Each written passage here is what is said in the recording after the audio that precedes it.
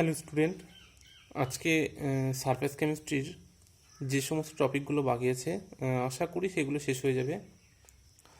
তো আজকে পড়াবো হচ্ছে ইমালশানে কিছু টপিক বাকি ছিল এবং কিছু অ্যাপ্লিকেশন বাকি ছিল কোলয়েড সিস্টেমের। আমরা যে কোলয়েডগুলো পড়লাম সেই কোলয়েডগুলো অ্যাপ্লিকেশন কি। তো আমরা সবার আগে পড়ে নিই ইমালশান। তো সবাই হেডিং দাও ইমালশান, ঠিক আছে? ইমালশান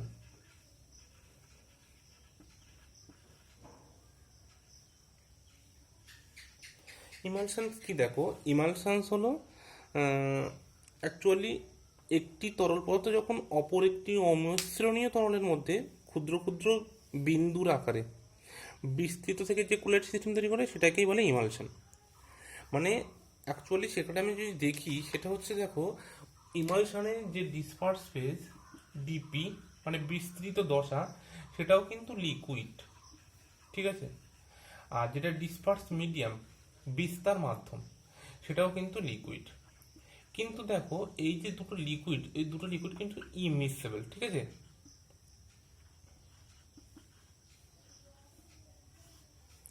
বুঝে গেল? মানে দুটো লিকুইড কিন্তু একে অপরের সাথে অমিশ্রণীয়, এবং যেখানে এই ক্ষুদ্র ক্ষুদ্র কণা আকারের ব্যাসগুলো 10⁻⁵ থেকে 10⁻⁴ সেন্টিমিটারের কাছাকাছি থাকবে, ঠিক আছে? এটা হচ্ছে ইমালশন। ইমালশন দেখো দু রকমের হয়, ঠিক আছে? তো লেখো types types of emulsion. Types of ইমালশনে দেখো, এক নম্বর হচ্ছে অয়েল ইন ওয়াটার, ঠিক আছে? অয়েল ইন ওয়াটারটাকে এভাবে লেখা হয় OW, অয়েল ইন ওয়াটার, ঠিক আছে? বাংলায় যাকে বলে জলে তেল, ঠিক আছে? জলে তেল জাতীয় ইমালশন অয়েল ইন ওয়াটার। যেখানে ওয়াটারের পরিমাণটা বেশি, ঠিক আছে? ওয়াটারের পরিমাণটা বেশি, সেই জন্য এটা ডিসপার্স মিডিয়াম হিসেবে কাজ করবে, এবং তেলের পরিমাণটা কম, এখানে এটা ডিসপার্স ফেজ হিসেবে কাজ করবে, ঠিক আছে? একটা এক্সাম্পল হচ্ছে মিল্ক, ঠিক আছে? মিল্কে দেখো কি হয়, মিল্কে দেখো দুটো পার্ট থাকে, একটা হচ্ছে জল, ঠিক আছে? একটা হচ্ছে চর্বি, ঠিক আছে? জল প্লাস চর্বি, এই দুটোই কিন্তু লিকুইড ফেজ থাকে, এটাও কিন্তু লিকুইড ফেজে, এটাও কিন্তু লিকুইড ফেজ থাকে। এখানে কি হয় দেখো, জলের পরিমাণটা তো বেশি থাকে, এই জলের মধ্যে কিছু তরল চর্বির কণা বিস্তৃত দশা হিসেবে থাকে, ঠিক আছে? মিল্কের মধ্যে, যেটা কিন্তু আমরা জানি যে আলাদা করা যায়, ঠিক আছে? জল এবং চর্বির মিলে কিন্তু দুধটা তৈরি হয়, ঠিক আছে? এবার দেখো আর একটা হচ্ছে ওয়াটার ইন অয়েল, ঠিক আছে? ওয়াটার ইন অয়েল, যেখানে অয়েলের পরিমাণটা বেশি, তাহলে এটা হচ্ছে ডিসপার্স মিডিয়াম হিসেবে কাজ করবে, এবং ওয়াটারের পরিমাণটা কম, ঠিক আছে? যেটা ডিসপার্স ফেজ হিসেবে করবে। মানে লিকুইড অয়েল, অয়েলটা তো অবশ্যই লিকুইড, এখানে অয়েলের মধ্যে কিছু জলের কণা অল্প পরিমাণে বিস্তৃত থাকে, ঠিক আছে? যেমন আমরা যদি বলি যে কড লিভার অয়েল, ঠিক আছে? এর এক্সাম্পলটা কি? এর এক্সাম্পলটা হচ্ছে ধরো cod liver oil, butter, cream, ঠিক আছে? এগুলো কিন্তু হচ্ছে অয়েলের মধ্যে কিছু জলের কণা থাকে, ঠিক আছে? যে ক্রিমগুলো থাকে বা যে বাটারগুলো থাকে সেগুলো কিন্তু ওয়াটার ইন অয়েলের এক্সাম্পল। তেলে জলের ইমালশন, ঠিক আছে?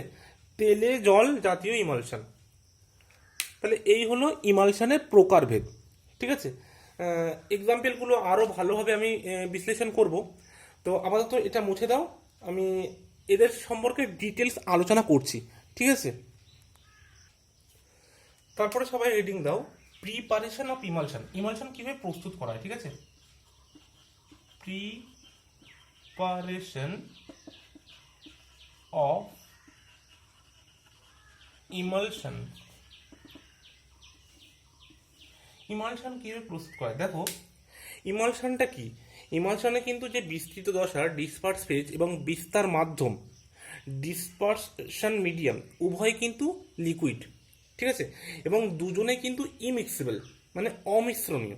এবার কি হয়, ওই দুটো অমিশ্রণীয় তরলকে কি হয় অনেকক্ষণ ধরে ভালোভাবে সেক করা হয়, এবং সেক করার ফলে কি হয়, ওই ইমিক্সিবল লিকুইডগুলো মিক্সড হয়ে কিন্তু একটা ইমালশন তৈরি করে।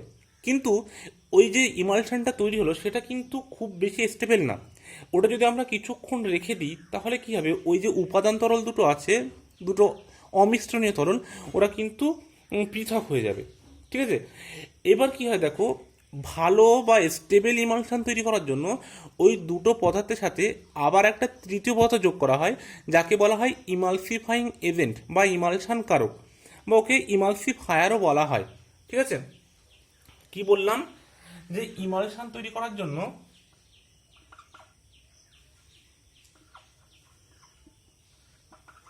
ধরো কি নিচ্ছি, ওয়াটার প্লাস অয়েল, ঠিক আছে। এদেরকে তুমি ভালোভাবে ঝাঁকালে, সেক করলে, ঠিক আছে।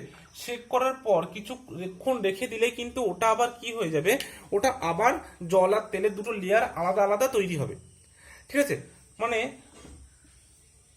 ধরো এখানে নিয়েছো জল আর তেল, তাহলে ওপরে থাকবে অয়েল আর নিচে থাকবে ওয়াটার, ঠিক আছে। মানে কিছুক্ষণ রেখে দিলে জল আর তেলের যে লেয়ারটা আলাদা হয়ে যাবে, যেটা কিন্তু না আনস্টেবল।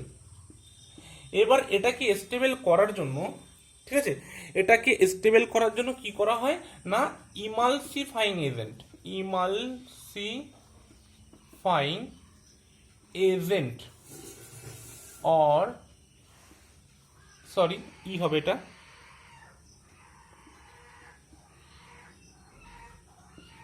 ইমালসিফায়ার, ঠিক আছে।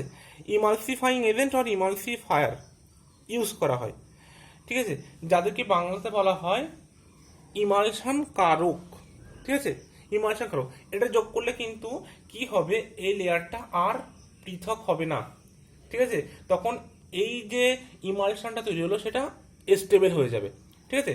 তাহলে একটা ইমালশন তৈরি করার জন্য যে দুটো লিকুইড নেওয়া হয় তার সাথে তৃতীয় আর একটা পদার্থ যোগ করা হয়, যাকে বলা হয় ইমালশন কারক বা ইমালসিফাইং এজেন্ট বা ইমালসিফায়ার, যেটা কিনা ইমালশনের স্থায়িত্বটাকে বাড়িয়ে দেয়, ঠিক আছে। ইমালসিফায়ার সম্পর্কে আরও ডিটেলস আলোচনা করবো, যাতে প্রিপারেশনটা বোঝা গেল। এভাবে কিন্তু ইমালশনের প্রস্তুত করা হয়, ঠিক আছে। এবার দেখো, ওদের দুজনের মধ্যে কিছু পার্থক্য দেখো, ঠিক আছে, বা আমরা ইমালশনটাকে কীভাবে শনাক্ত করবো সেটা আগে দেখি। দেখো, আইডেন্টিফিকেশন অফ ইমালশন মানে কোনো একটা ইমালশন যদি আমার কাছে থাকে তাহলে আমি সেটা কিভাবে বুঝবো এটা অয়েল ইন ওয়াটার না ওয়াটার ইন অয়েল। দেখো, একটা জিনিস ভালো করে বলে দিই, অয়েল ইন ওয়াটার মানে হচ্ছে জলে তেল, যেটাকে বলা হয় OW। আর একটা আছে ওয়াটার ইন অয়েল, যেটা হচ্ছে তেলে জল মেশানো হয়, ঠিক আছে। এটা জলে তেল, এটা তেলে জল।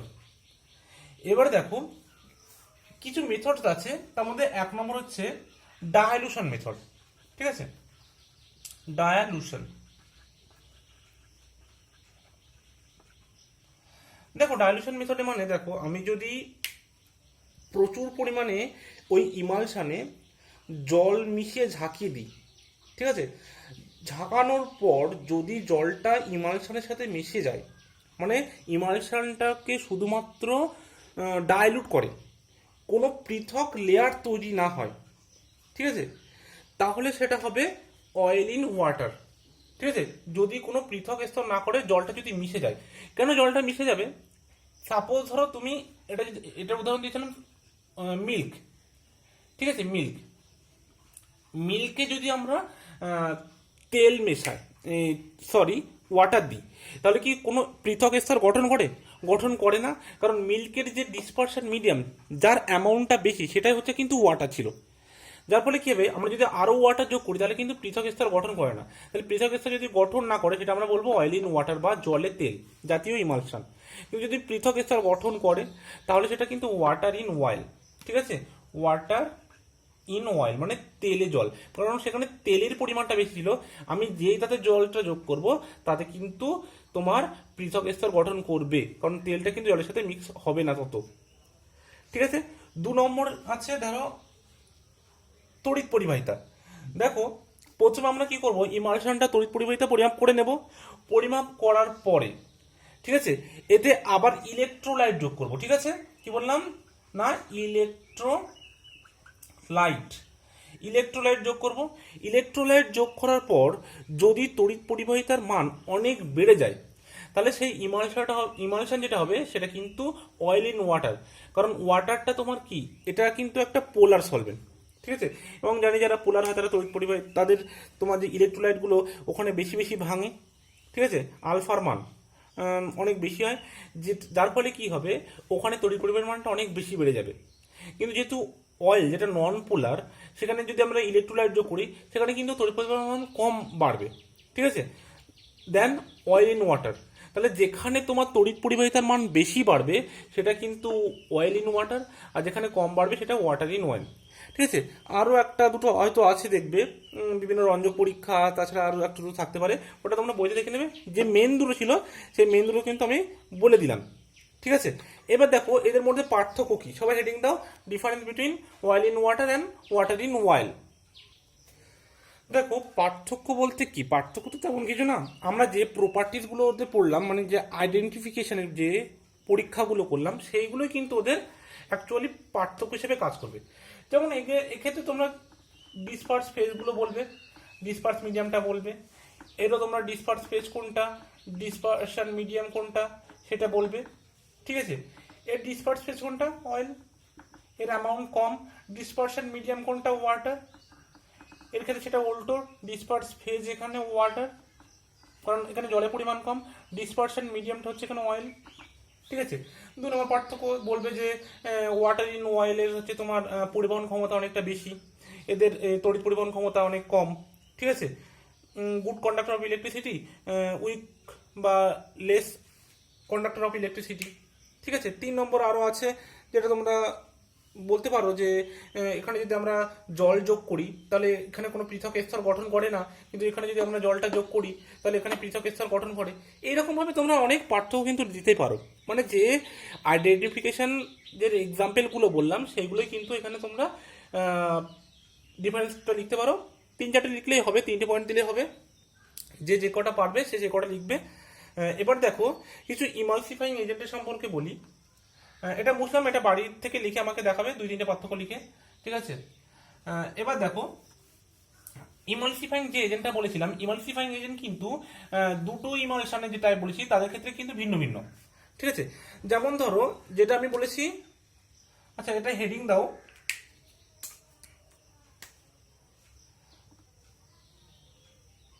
Emulsifying agent, emulsifying agents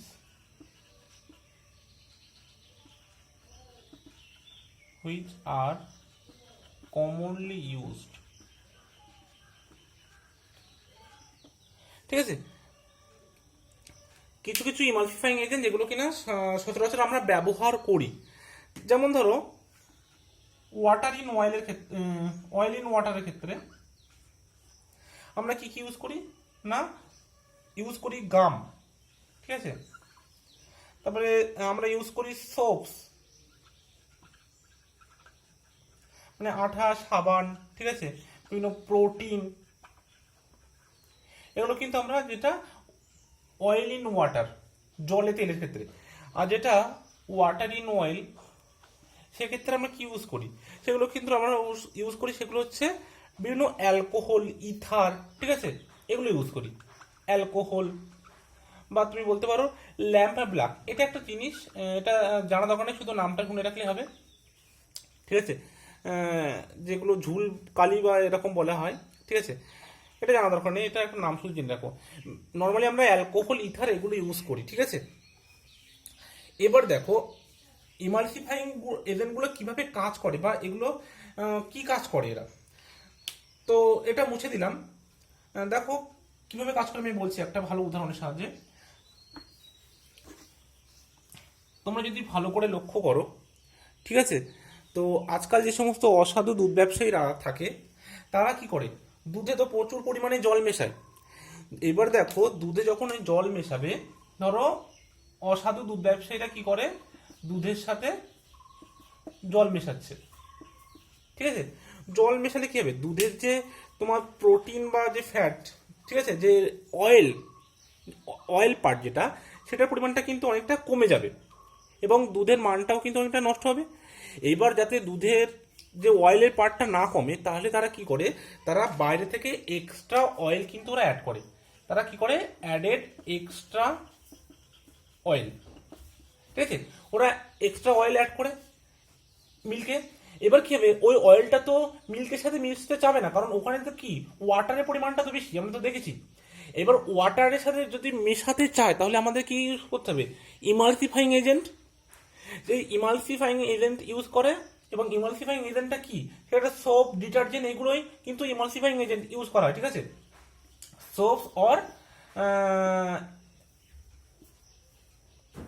detergent, ওকে। তাহলে কি হয়, যেগুলো কি হয় আমাদের শরীরের পক্ষে অনেক হার্মফুল, ঠিক আছে।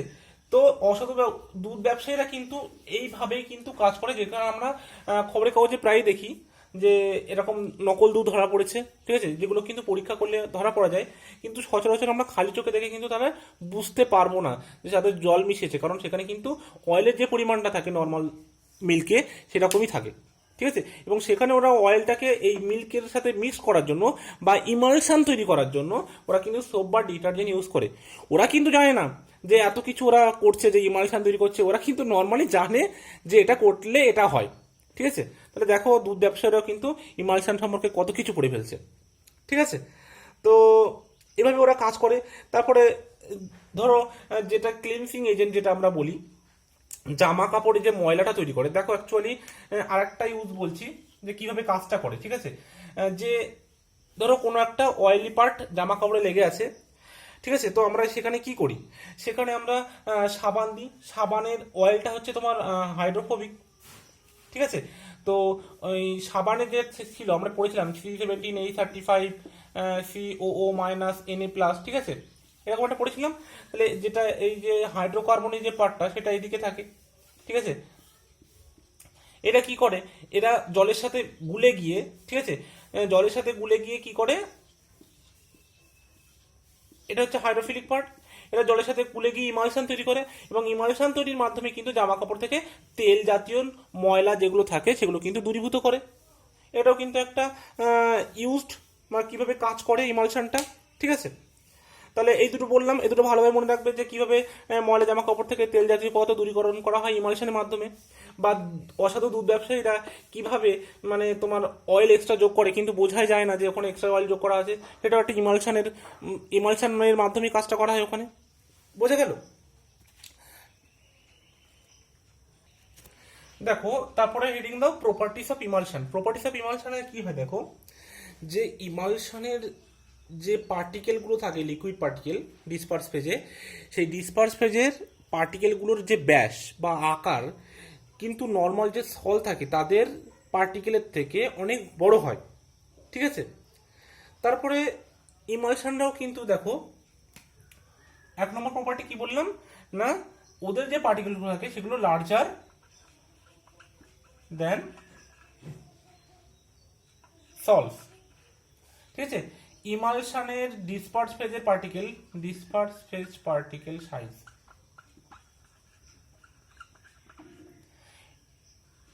কাদের না, ইমালশনের, ঠিক আছে। ইমালশনের যে ডিসপার্স ফেজে যে পার্টিকেল গুলো থাকে তাদের সাইজ অনেক বড় হয় দেন সল্টসের যে পার্টিকেল গুলো থাকে ডিসপার্স ফেজে তাদের থেকে। দু নম্বর কি না, ইমালশনেরাও কোলয়েডাল পার্টিকেলের মতো টিন্ডাল এফেক্ট, ঠিক আছে, টিন্ডাল এফেক্ট, ব্রাউনিয়ান মোশন, ঠিক আছে, ব্রাউনিয়ান মোশন, এগুলো এরা কিছু দেখায়, ঠিক আছে, ইলেকট্রোফোরেসিস। এবং যে ইমালশনগুলো হয় তারা কিন্তু নর্মালি পজিটিভ চার্জযুক্ত হয়, ঠিক আছে, এটা মনে রাখবে। 3 নম্বর প্রপার্টি দেখো, 3 নম্বর প্রপার্টি হচ্ছে যে ইমালশানে যে উপাদান তরলগুলো থাকে, যে দুটো অমিশ্রণী তরল, তাদের কিন্তু আলাদা করা যায় কিভাবে না, হিট করে বা কুল করে বা সেন্ট্রিফিউজ করে। ঠিক আছে, সেন্ট্রিফিউজিং মানে শেক করা আর কি, এক কথা। ঠিক আছে, এভাবে কিন্তু ইমালশানগুলোকে পৃথক করা যায়। ঠিক আছে, ইমালশানগুলোর যে উপাদান তরল থাকে তাদেরকে আলাদা আলাদা করা যায় কিভাবে না, বললাম হিটিং বাই কুলিং বাই সেন্ট্রিফিউজিং। ঠিক আছে, গরম করতে যদি হিট দেওয়া তাহলে সেটা আলাদা হবে, বা যদি খুব ঠান্ডা করে সেটাও কিন্তু আলাদা করা যাবে। বা সেন্ট্রিফিউজিং, সেন্ট্রিফিউজিং মানে ঝাঁকানো, শেক করা। ঠিক আছে, সেগুলো কিন্তু করলে কিন্তু আমরা ইমালশানগুলোকে পৃথক করতে পারবো। তাহলে এই তিনটে পয়েন্ট ভালো করে জেনে রাখবে। ঠিক আছে, তারপরে যেটা বললাম ডিমালসিফিকেশন, তারপরে হেডিং দাও ডি ইমালসিফিকেশন। দেখো ডিমালসিফিকেশন কিন্তু ওই ইমালশানগুলোকে ভেঙে দেওয়া বা ইমালশানের যে উপাদান তরলগুলো আছে তাদেরকে আলাদা করা, তাকে কিন্তু ডিমালসিফিকেশন বলে। ঠিক আছে, যদি সংজ্ঞা বলতে চাও তাহলে ইমালশানে যে উপাদান তরলগুলো থাকে তাদের পৃথক করার যে প্রক্রিয়া সেটাই কিন্তু ডিমালসিফিকেশন। তো সবাই হেডিং দাও ডিমালসিফিকেশন। ঠিক আছে,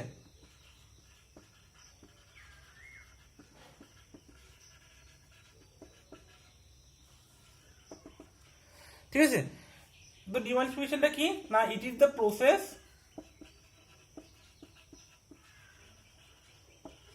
অফ ব্রেকিং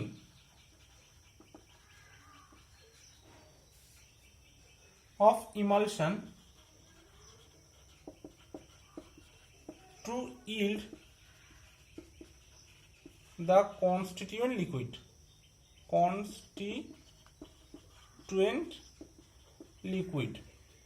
মানে যে উপাদান তরলগুলো আছে সেই উপাদান তরলগুলোয় পরিণত করা ইমালশনটাকে ভেঙে।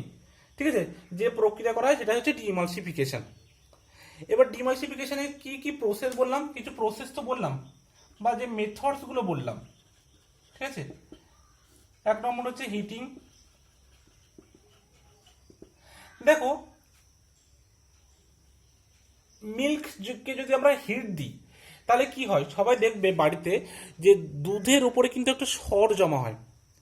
ঠিক আছে, ওটাই কিন্তু অ্যাকচুয়ালি যে চর্বি বা থাকে যেটা ফ্যাট, সেটা কিন্তু ওই যে, এবং ওইভাবেই কিন্তু দুধ থেকে তোমার জলের পার্টিকেল আর চর্বি পার্টিকেলগুলোকে, ফ্যাটগুলোকে আলাদা করা হয়। ঠিক আছে, এটা হিটিংয়ের মাধ্যমে। বা কেউ যদি ফ্রিজিং করে, ঠিক আছে, ফ্রিজিং করলেও কিন্তু যে তোমার অয়েল পার্ট থাকে দুধে, সেই অয়েল পার্টগুলো ওপরে জমা হয় এবং যে ওয়াটার পার্ট সেটা কিন্তু নিচে জমা হয়। ঠিক আছে, আর সেন্ট্রিফিউজিং মানে যদি কেউ কখনো মাখন তৈরি করা দেখে থাকো তারা খুব ভালো বুঝবে যে দুধ থেকে যে মাখনটা তৈরি করে, ঠিক আছে, সেই মাখনটা কিন্তু কি হয়, বাড়িতে যদি কেউ রান্না করে থাকে বা কারোর মায়ের রান্না দেখে থাকে, মানে যেমন ধরো যখন ডাল রান্না করে তো তখন একটা এমন একটা যন্ত্র থাকে যেটা দিয়ে ডালটাকে ভালো করে নাড়াচাড়া করা হয়। ঠিক আছে, সেই যন্ত্রটারই মতো অবিরত সেক করা হয়। অবিরত সেক করলে দুধের থেকে অয়েল পার্টটা চলে আসে, যে ফ্যাট যে জাতীয়টা থাকে সেই ফ্যাটটা আলাদা হয়, কিন্তু সেখান থেকেই মাখনটা তৈরি হয়। ঠিক আছে, তারপরে দেখো আরও আছে বিভিন্ন কেমিক্যাল প্রসেস। ঠিক আছে, কেমিক্যাল প্রসেসের মধ্যে দেখো যদি আমরা এখানে অ্যাসিডটা যোগ করি, তো এই তিনটে মেথড তো বললাম আমাদের নর্মাল ফিজিক্যাল প্রসেস। এবার দেখো একটা কেমিক্যাল প্রসেস দেখো। ঠিক আছে, কেমিক্যাল প্রসেসে কি হয়, কেমিক্যাল প্রসেসে আমরা যদি যেটা তোমার ইমালসিফাইং এজেন্ট হিসেবে কাজ করছিল, ঠিক আছে, ধরো এখানে অয়েল আছে, এখানে ওয়াটার আছে, এদের মধ্যে তোমার তো অয়েলগুলোকে কি করছিল, যে হাইড্রোফোবিক পার্টগুলো ছিল সেই হাইড্রোফোবিক পার্টগুলো অয়েলের দিকে ছিল, আর যেগুলো হাইড্রোফিলিক ছিল সেগুলো জল ধরে রাখছিল। এইভাবেই তো ডিমালসিফাইং এজেন্টটা কাজ করছিল। আর এই যে এটা যে কাজটা করছে সেগুলো তোমার সোপস আর ডিটারজেন্ট জাতীয় জিনিস, যেখানে একটা হাইড্রোফিলিক পার্ট থাকে, হাইড্রোফোবিক পার্ট থাকে। এবার দেখো সোপ বা ডিটারজেন্টে যেটা থাকে,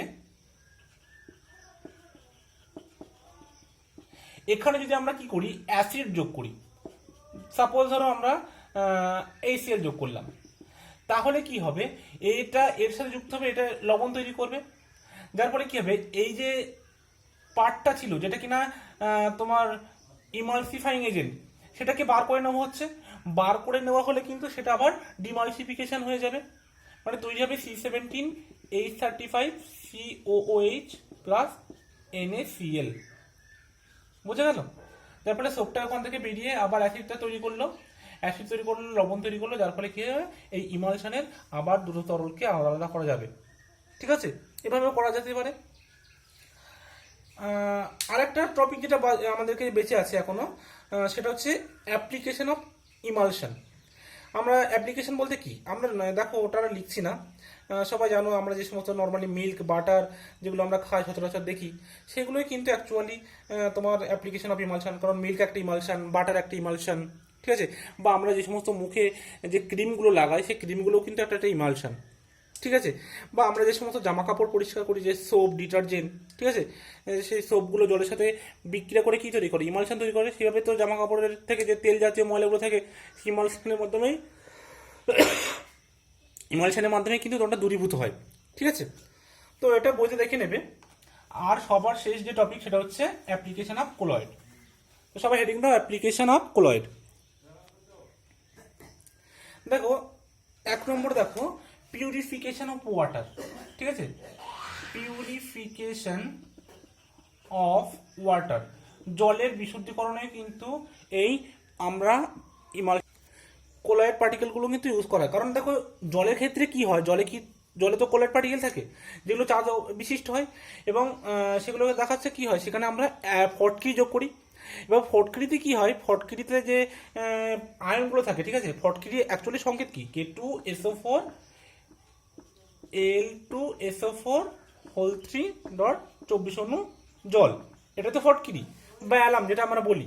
তাহলে এখানে K+ থাকছে, Al3+ থাকছে। এই আয়নগুলো কি করে, ওই যে জলের মধ্যে যে পার্টিকেলগুলো থাকে, কোলয়েড পার্টিকেল, তাদের সাথে তাদেরকে অর্ধক্ষিপ্ত করে বিশুদ্ধ জল বা পানীয় যোগ্য জলটা তৈরি করে, ঠিক আছে। তারপরে ক্লিনসিং অ্যাকশন অফ সোপ, যেটা আমরা বললাম, ঠিক আছে।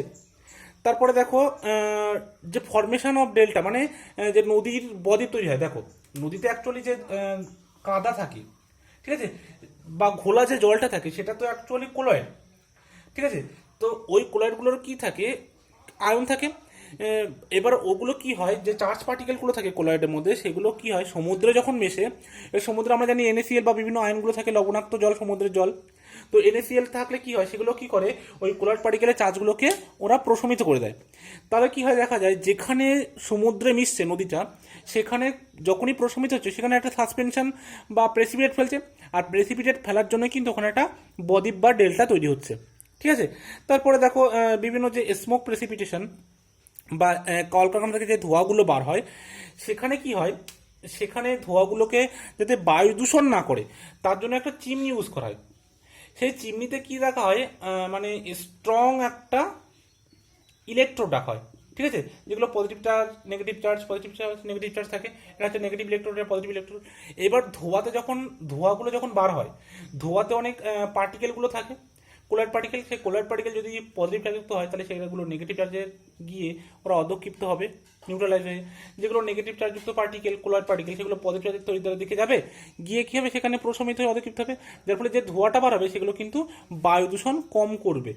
বা আমরা যে সমস্ত মোটর বাইকগুলো ইউজ করি, সেই মোটর বাইকেও কিন্তু একই সিস্টেম থাকে, ঠিক আছে। যে পেট্রোলটা জ্বলে, সেখান থেকেও কিন্তু অনেক রকমের ধূলিকণার সাথে বায়ু দূষণ যাতে না ঘটে, সেখানেও কিন্তু এরকম ইলেকট্রোড ইউজ করা হয়, ঠিক আছে।